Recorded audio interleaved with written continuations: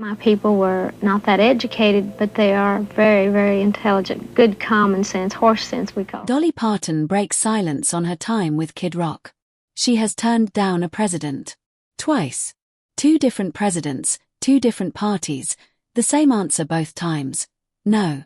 If there is one thing Dolly Parton has never done in 60 years of fame, it's pick a side. So when she finally opened her mouth and picked one, on camera, in print, without flinching, people didn't just notice. They couldn't believe it. And the man she picked the side of was Kid Rock. This isn't a story about a song. This is a story about the one time Dolly Parton broke her own rule, the rule that kept her loved by literally everyone for 6 decades, and what happened the moment she did. Let's start with the rule itself, because you need to understand how unusual it is before you understand how big it was for her to break it. Dolly Parton has been famous since the 1960s. That's not a typo. 3 different generations have grown up with her as a constant, a fixed point, the one celebrity nobody seems to actually hate. Think about that for a second.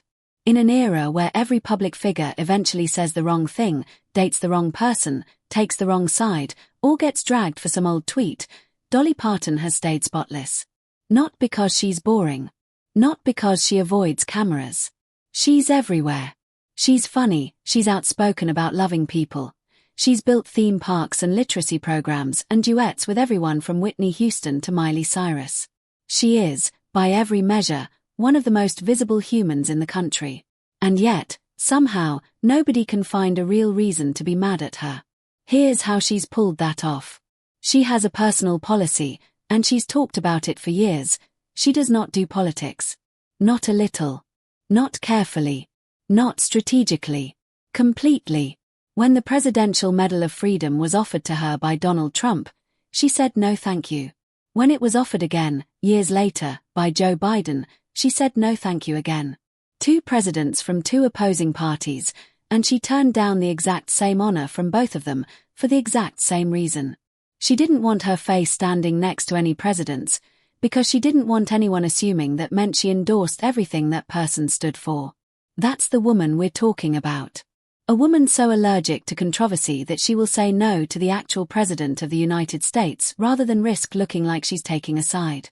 So when news broke that this same woman, the queen of staying neutral, had recorded a song with Kid Rock, one of the most politically loaded names in American music, people's brains short-circuited a little. It didn't compute. It was like finding out the calmest person you know just got a face tattoo. Something had to be going on.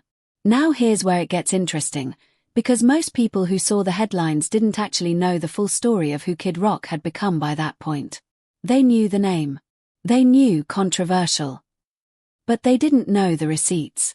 So let's lay them out, because this is the part that makes Dolly's eventual answer so unbelievable. Go back to 2004. Kid Rock is performing at the Super Bowl halftime show, one of the most watched broadcasts on the planet. Midway through, he cuts a hole in an American flag, wears it like a poncho, and throws it into the crowd when he's done. Veterans groups were not amused. One of the largest organizations representing American veterans actually filed a lawsuit over the broadcast. He never apologized. He said he meant no disrespect. Most people didn't buy it. 2 years after that, a private tape allegedly involving him gets stolen from a safe and ends up trying to be sold online. Lawsuits fly. The story dominates entertainment news for weeks. His reputation as the wild, unfiltered rock star gets another data point. Fast forward to 2007. The MTV Video Music Awards.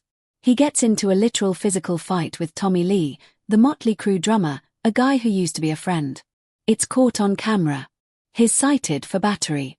Solving disputes with his fists, on television, in front of millions. By 2015, the pattern shifts from physical to verbal, and somehow that's worse. He goes after filmmaker Michael Moore and actor Seth Rogen with insults that get widely condemned as just cruel for the sake of being cruel. The same year, in a Rolling Stone interview, he takes a shot at Beyoncé, claiming she doesn't have a signature song the way Prince did, then adds a crude comment about her body. One of the most decorated performers alive, and he's talking about her like that, on the record, for a magazine to print.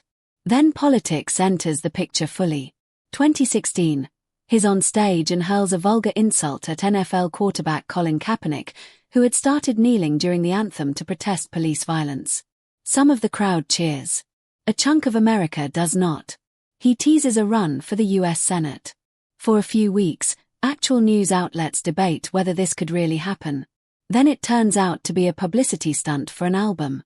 He admits it himself later, saying it was one of the most confusing things he's ever done, joking that he doesn't get who looks at him and sees a senator.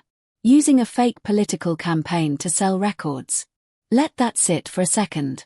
He also flies the Confederate flag at shows for years, brushing off accusations of racism by insisting there's no hate in his heart, that he loves Detroit and Black Americans just as much as anyone.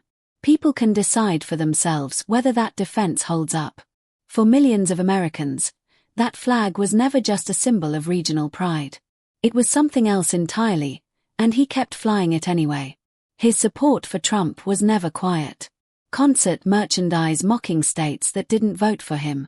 A Pride Month comment in 2021 that landed as a slur against the LGBTQ community, and instead of walking it back, he doubled down on social media, suggesting the people offended by the word were probably exactly what he'd called them.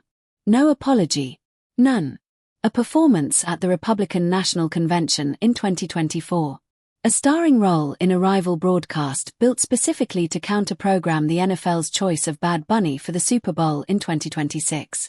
This is not a guy with one bad headline. This is a guy with a 20-year highlight reel of controversy, fights, slurs, stunts, and political theater. And somewhere in the middle of that 20-year highlight reel sits the moment that actually lit the fuse for Dolly Parton's situation. April 2023. Kid Rock posts a video of himself standing near a lake. Cases of Bud Light are lined up on a table in the distance. He makes a joke about being in the mood for some fun, then opens fire on the cans with a gun, destroying them on camera. He finishes by looking into the lens, throwing an insult at the brand, and signing off like it's just another Tuesday. The trigger behind it traces back to a Bud Light marketing partnership with transgender influencer Dylan Mulvaney, who had shared a sponsored post and a personalized can the brand had gifted her. To a large slice of conservative America, that single partnership felt like the company had picked a side, and the backlash was immediate. Boycotts. Videos of people pouring beer down drains. Kid Rock's gun stunt became the loudest, most viral response to the entire saga, with gun safety advocates calling it reckless political theater and his fan base treating it like a folk hero moment. And here's the part that matters for our story. This all happened months before Dolly Parton's album with him even came out. The moment people connected her name to his, the math hit instantly. Dolly Parton, the woman too careful to accept an award from a sitting president, had her voice sitting right next to a guy who just shot up a beer display on camera in the middle of a culture war. The internet did what the internet does. Why would she work with him? Did she know what he was capable of? Did this mean she secretly agreed with him? Was the kindest woman in country music quietly fine with everything he'd said and done? For the first time in a 60-year career built on staying above it all, Dolly Parton had a controversy with her actual name attached to it, not someone else's. And the silence that had protected her for decades wasn't going to work this time. People wanted an answer. She eventually gave one, in an interview with The Hollywood Reporter, and what she said is the actual reason this whole story went viral in the first place. She started with the timeline. The song, she explained, had been recorded long before the Bud Light video ever existed. Her part was finished. She had no way of predicting what he'd do months later with a gun and a beer display. Fair enough. Most people would have stopped right there, used the timeline as a clean exit, and moved on. Dolly didn't stop there. She said that even if she had known what was coming, she probably would have recorded the song with him anyway. Because, in her words, he's simply a talented guy. Read that again. The most careful, most universally beloved woman in American entertainment just said, on the record, that knowing everything you and I now know about Kid Rock, she'd still do it again. That single sentence is the whole story. That's the headline that made people stop scrolling. Not the song. Not the album. Not even Kid Rock's behavior. It was Dolly Parton, of all people, refusing to throw someone under the bus even when she had every opportunity and every excuse to do it cleanly. She explained her reasoning, and it's not what people expected from a simple celebrity statement. She described something close to a personal life philosophy. Loving one person, she said, doesn't mean loving someone else less. Loving Kid Rock didn't cancel out her love for the people angry at him. She said plainly that she doesn't condemn or criticize, she just accepts and loves, and that this has been her approach to people for her entire life, not something she came up with to get herself out of a bad news cycle.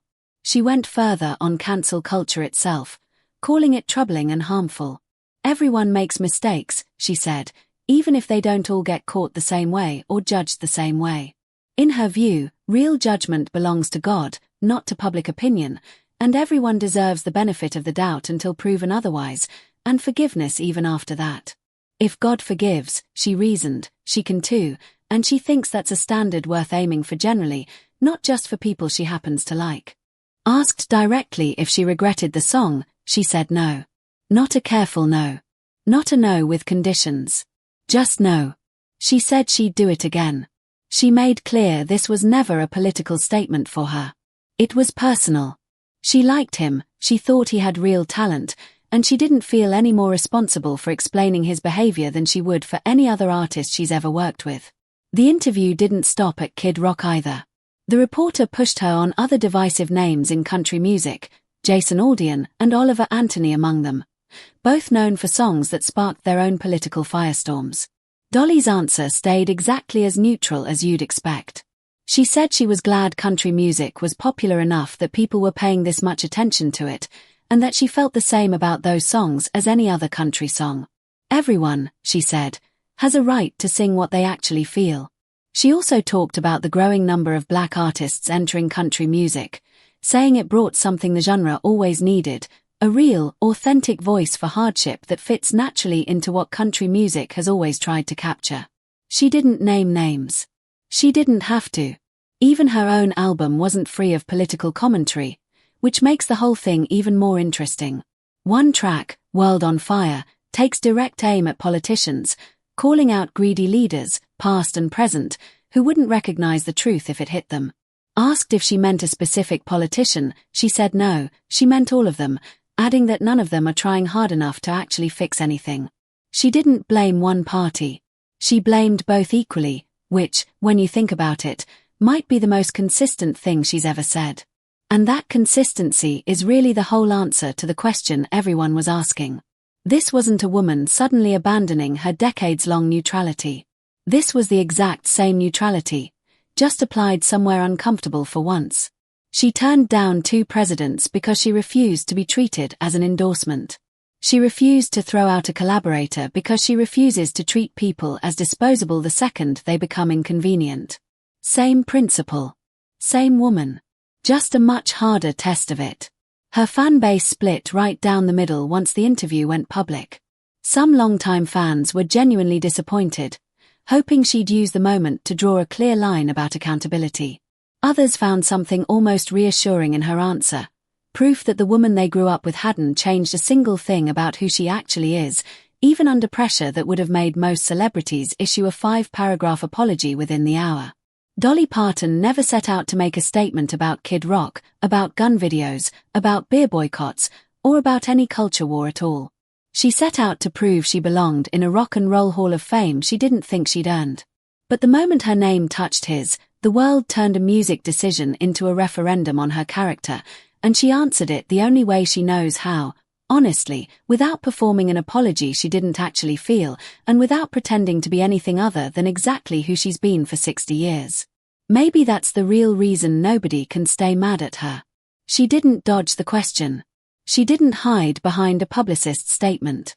She looked directly at the most uncomfortable version of the question and answered it anyway, fully aware of what it would cost her with some fans. So now it's your turn. Do you think Dolly Parton made the right call standing by Kid Rock, or do you think this is the one time she should have drawn a line? Drop your honest take in the comments, and if you want more stories like this one, hit subscribe so you don't miss what's coming next.